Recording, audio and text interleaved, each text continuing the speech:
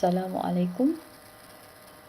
Okay, we are going to continue with our discussion about the factors which affect resistance. So we discussed where there are four factors. The first one is the length of the conductor. Second, the cross-sectional area or thickness of the conductor. Third is the material of the conductor, and fourth is the temperature. So today we are going to do two experiments regarding the factors affecting the resistance. The first one is the length of the conductor, and the second one is the cross-sectional area. Okay, for the first experiment, the aim is to investigate the relationship between the length of conductor and resistance R.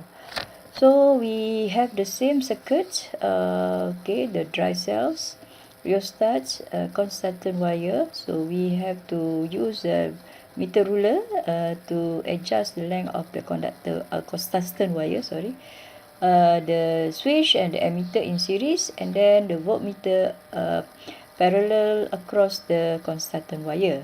So this is the circuit diagram. Okay, battery, rheostat, constant wires, ammeter and switch goes to the negative terminal of the battery, and the voltmeter is connected parallel across the constant wire. Okay, so the hypothesis, the longer the wire, the higher the resistance of wire. Manipulated variable is the length of wire. The responding variable is the resistance R, and the constant variable is the cross-sectional area of wire. So how we do the experiment? So after we arrange the circuit diagram, so we start with L equals 20 centimeter.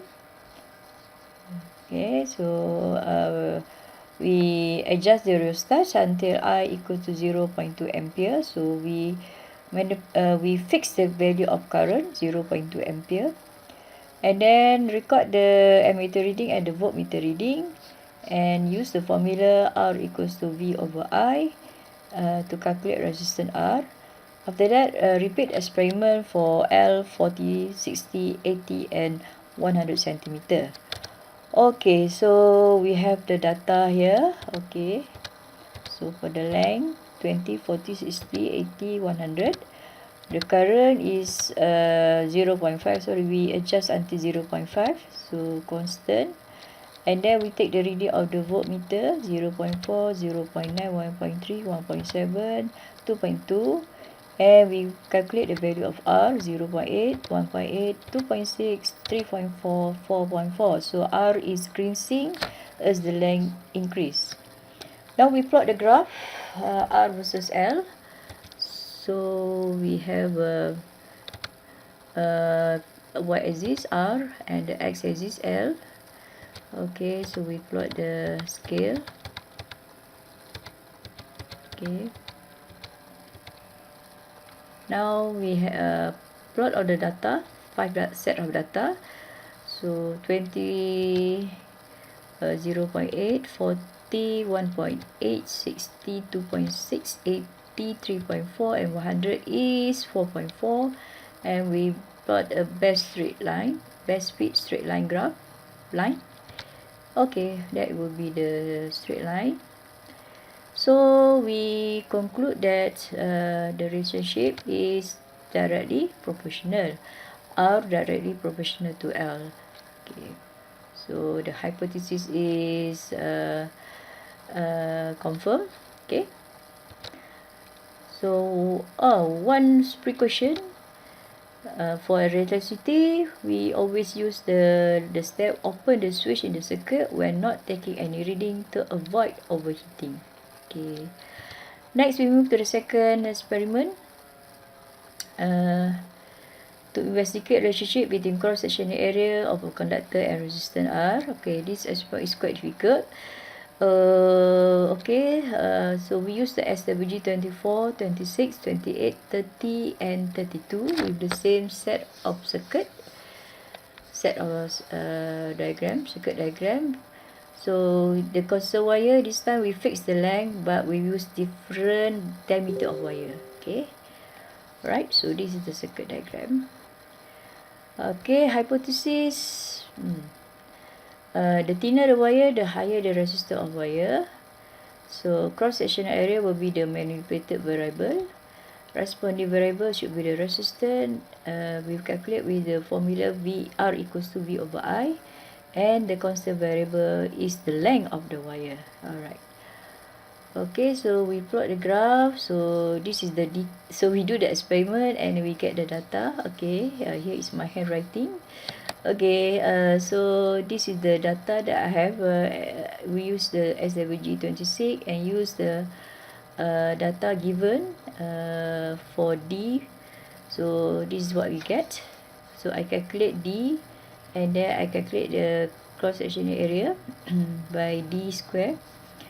And then I get the value 1 over A, and I fix the value of I and take the reading of voltmeter and calculate R equals to V over I. So we plot the graph as usual, R versus 1 over A. Okay, so 0, 5, 10, 15, 20, 25. Okay, what is this? 0.1, 0.2, 0.3, 0.4, 0.5, 0.6, 0.7 and 0.8. Alright, so okay, we plot according to the table and we get the best straight line. Okay, that will be the best straight line, and we conclude that the relationship between R and A is inversely proportional because R directly proportional 1 over A means that are inversely proportional to A. So hypothesis is determined. Okay, now we proceed with the exercise. What is the value of resistor in the figure if the dry cell supply 2.0 volt and the ammeter reading is 0.4? So given data V is equal to 2, I equals to 0.5, so R equals to V over I, and we get the result 4 ohm. Okay, question 2. We are giving the graph. Okay, V versus I. Calculate the resistance. Remember, from the graph V over I, the resistance we get from the gradient of the graph. So we calculate the gradient 1 over 2 over 5 equals 0.24 ohm. Okay, question 3. So this is the graph. We have V versus I. We have two type of consistent wire. One is SWG36, another one SWG24. Remember, this is the thinner one, this is the thicker wire. So what is the quantity physics represented by the gradient of the graph? So it should be resistance. Which of the consistent wire has the higher resistance? The SWG36, because high gradient means high resistance. So the next one is the circuit. So we are required to calculate the V. So we use the formula V equals to IR. So I is 2, R is 24, then we should get the answer 48 volt. Okay. Okay, so we have another question. Shows the bird perched on a high voltage cable. Why the bird does not experience an electric shock? Oh yeah. So it's quite amazing. Okay, first point. So the distance PQ is short. Okay, distance PQ between the two legs is short. Therefore, the resistance of the cable is low, no potential difference, and small current flow. So there will be no electric shock. Okay. Right. Next, okay, I will show you the video. Okay. So this is another one.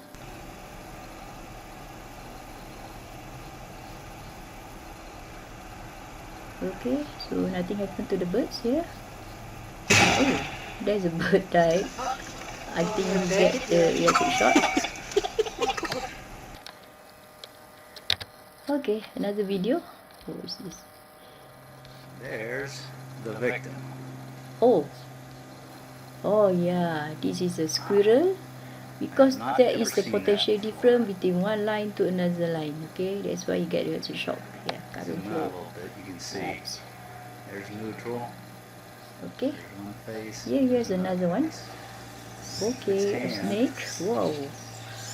is on one Oh, this phase. is amazing. Its feet are on the second. No electric shock. Okay. Got electrocuted. The snake Should tried not to let go. catch the birds. Probably happened yesterday. You think the snake will catch the bird? We had a power flop. Okay. Oh, amazing. No electric shock.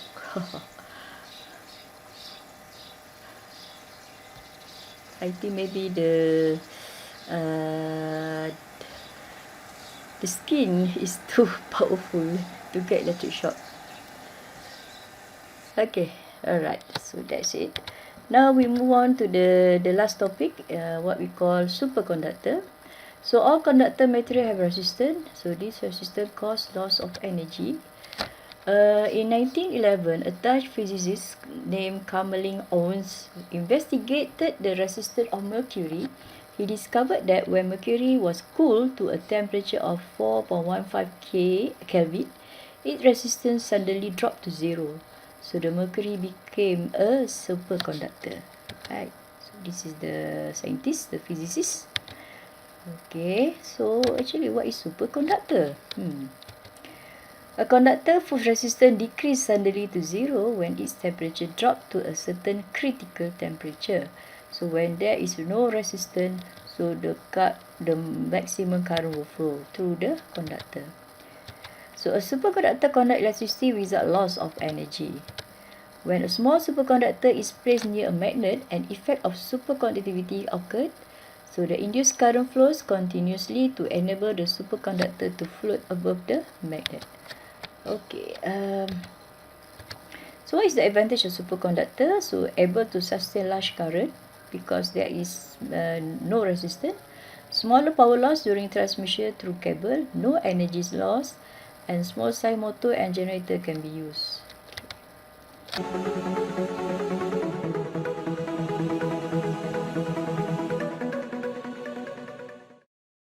Superconductors.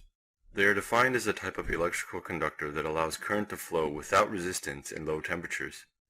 This allows for the development of technologies such as high-temperature superconductor magnetic levitation vehicles, which are noiseless, frictionless, and easily accelerated.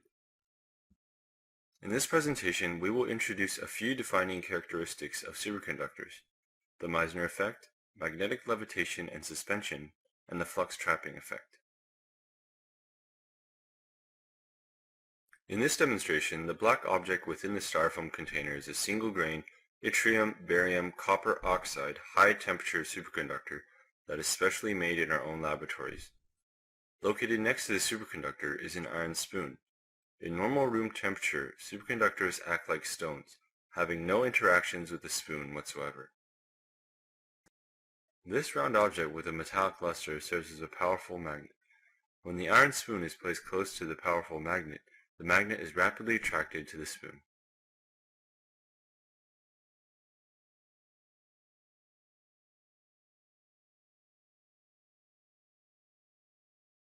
The smoking liquid that is being poured out on the superconductor is liquid nitrogen. Its temperature is 196 degrees below Celsius or 77 degrees Kelvin.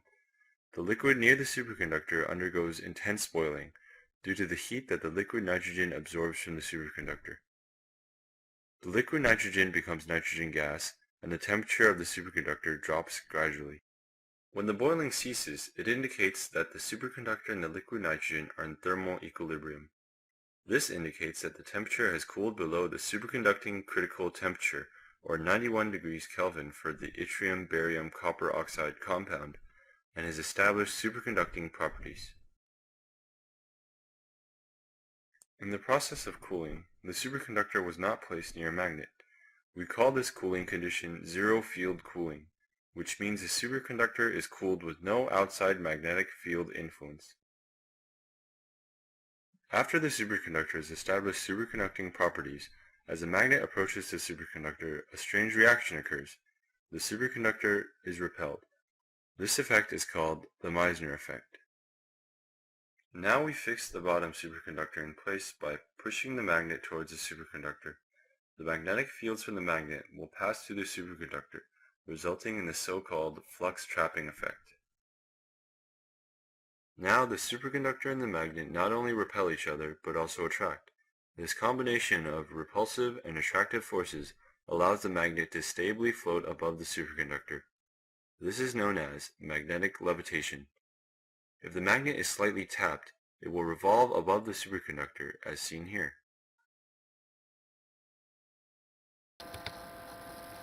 Okay, sekian. So that's it for topic 7.2, relationship between potential difference and current. Okay, see you next. Thank you.